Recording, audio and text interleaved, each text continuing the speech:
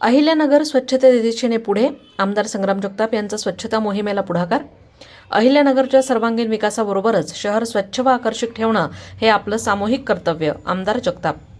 शहर स्वच्छ, सुंदर आणि आरोग्यदायी ठेवण्यासाठी आमदार संग्राम जगताप यांच्या पुढाकारातून महानगरपालिकेच्या माध्यमातून व्यापक स्वच्छता मोहीम हाती घेण्यात आली आहे. शहरातील विविध भागात सकाळपासूनच ही मोहीम राबवली जात असून स्वतः आमदार जगताप सकाळी 6 वाजल्यापासून रस्त्यावर उतरून स्वच्छतेच्या कामांचं निरीक्षण करतायत.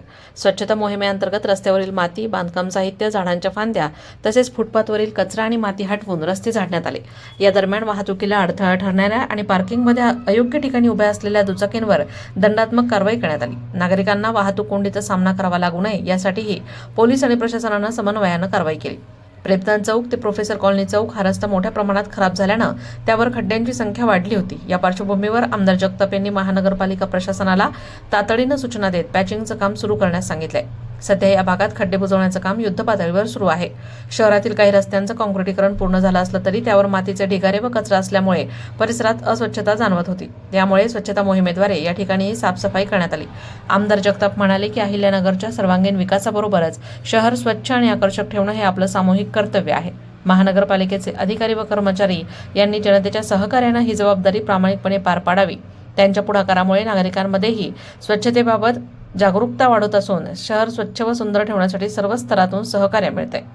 नगर शहरातील वाढत्या वाहतूक कोंडीवर नियंत्रण ठेवण्यासाठी आणि नियमभंग करणाऱ्यांवर अंकुश ठेवण्यासाठी महानगरपालिकेच्या वतीनं नो पार्किंग क्षेत्रातील वाहनांवर कारवाई सुरू करण्यात आली. या मोहिमेदरम्यान उपायुक्त संतोष टेंगळे यांनी स्वतः रस्त्यावर उतरून गाड्या उचलण्याचं काम हाती घेतलं.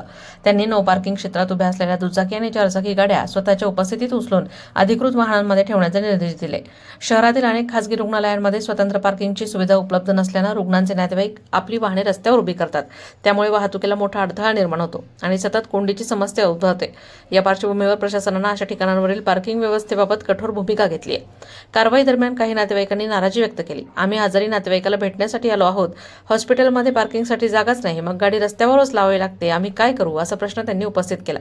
या संदर्भात नागरिकांनी महानगरपालिकेला तातडीनं खासगी रुग्णालयांसाठी स्वतंत्र पार्किंग जागा उपलब्ध करून देण्याची मागणी केली आहे. महानगरपालिका आयुक्त तथा प्रशासक यशवंत डांगे यांनी स्पष्ट केलं की वाहतूक शिस्त राखण्यासाठी आणि रस्ते मोकळे ठेवण्यासाठी अशा कारवाया यापुढेही नियमितपणे सुरू राहतील. प्रतिनिधी दीपक कासवा, अहिल्यानगर.